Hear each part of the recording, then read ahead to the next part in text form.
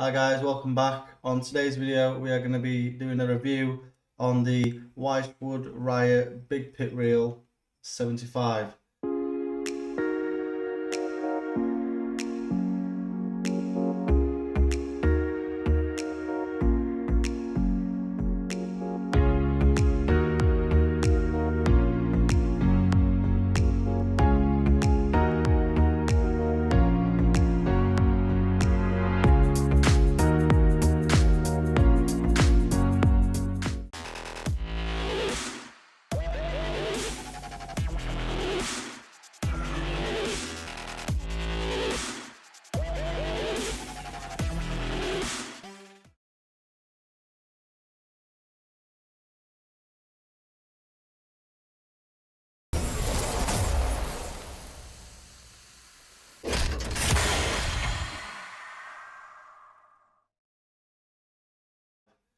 Now, I know this comes in a few different sizes. I think it comes in a 65 and a 75S. I've got 3 of the 75s. Now, wasn't really looking for a big pit reel when I bought it. I was actually looking to buy myself a brand new set of I think it was Fox reels. I wanted something new. Obviously from my earlier years in angling, I was using some little Shakespeare's Omni-X free spool reel. Then I moved up to some Shimano's. I think there were 5,000 bait runners. I had 3 of them. They were brilliant. Shimano reels are really good. I still kept this though, my free spool bait runner, because I've always been a bait runner kind of person. I've never really moved from bait runner just to drag solely on that. I was looking around asking some people on what to get, and the Wychwood Riot reels came up an awful lot. A lot of people saying if you want the bait runner, get the Exorcist, I think it is. But for me, I was just looking around and come across this guy, this ad on Facebook saying job lot for sale. There was a few other bits that I wanted out of it, and went over and met the guy in question, and ended up coming away with a load of gear that I wanted. There was some PVA bits, but anyway, the 3 of these reels came up, and I thought a lot of people have said some good reviews about these reels.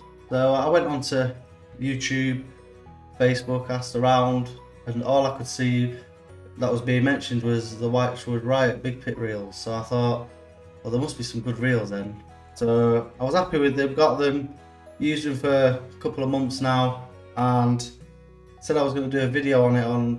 Had a look around, and I couldn't see anything for the 75. I could find the 75S and the 65, however I couldn't find anything for this exact reel. So first thing I noticed with it, I mean, this will go for anyone who's switching from smaller pit reels to the big pit reels, was what a difference it makes on the casting. Obviously, for years I've got used to letting go of my line at a certain spot, just kind of flicking it. But it's a little bit, you have to kind of recalculate with the big pit reels. Now, in my last video that I was at Elvington Fisheries on Saturday, I did ask a few of you a question on what it was like for you, switching from big pits, from small pit reels to big pit reels. If you haven't seen the video for that, I'll put a card up top for you if you wanted to have a look at that.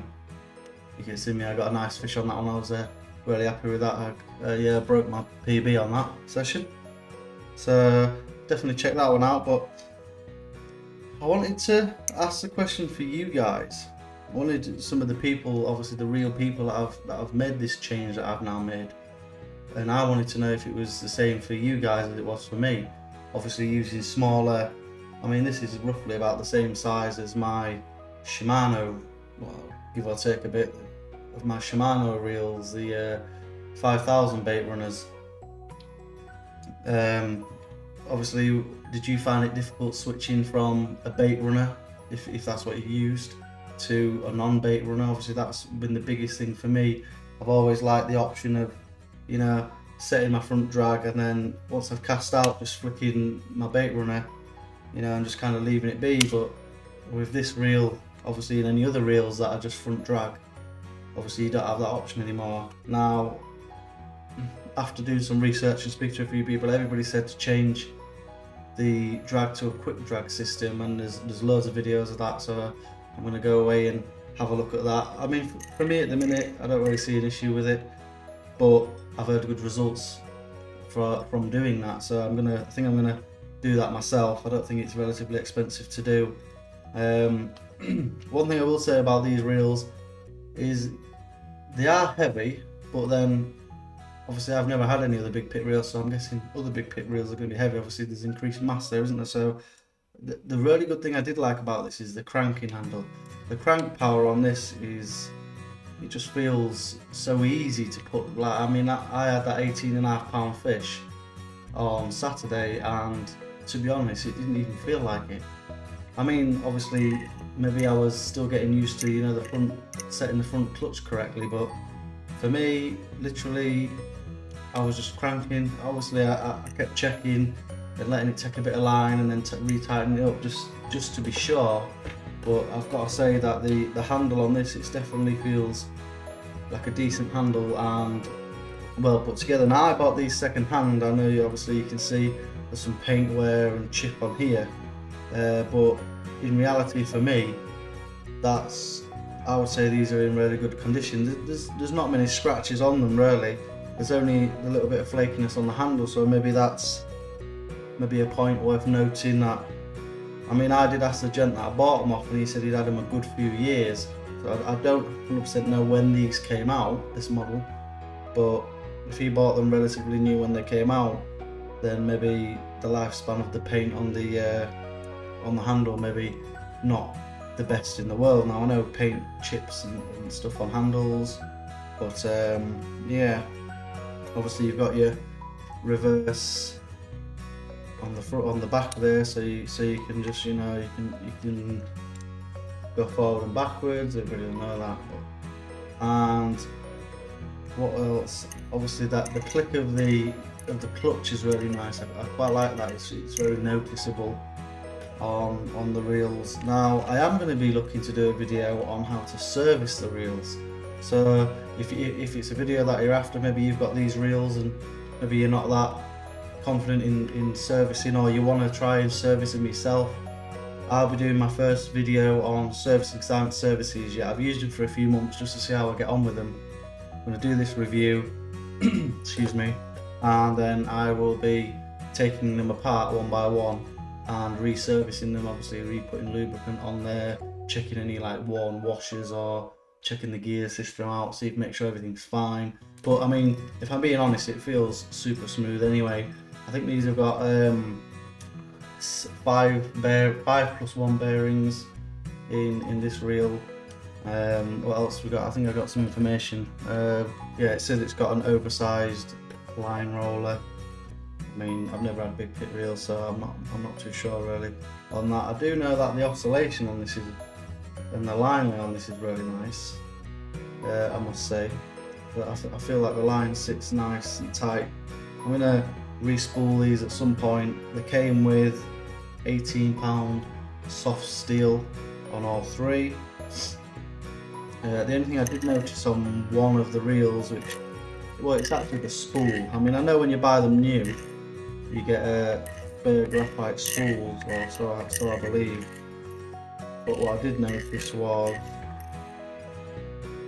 that just under the spool, you've got this small, you know, like piece here, and what that is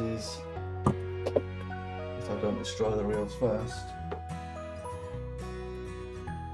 So what I've noticed is when taking the spool off, you have to make sure you line it back up correctly, because if you don't, then you know the clutch sound, you don't actually hear it, which I guess is a little bit annoying.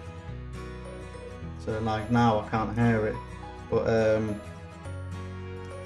what I think's happened there is I need to replace the small, I don't know if you can see that there, the very small kind of, it's almost like, I don't really know what to call it.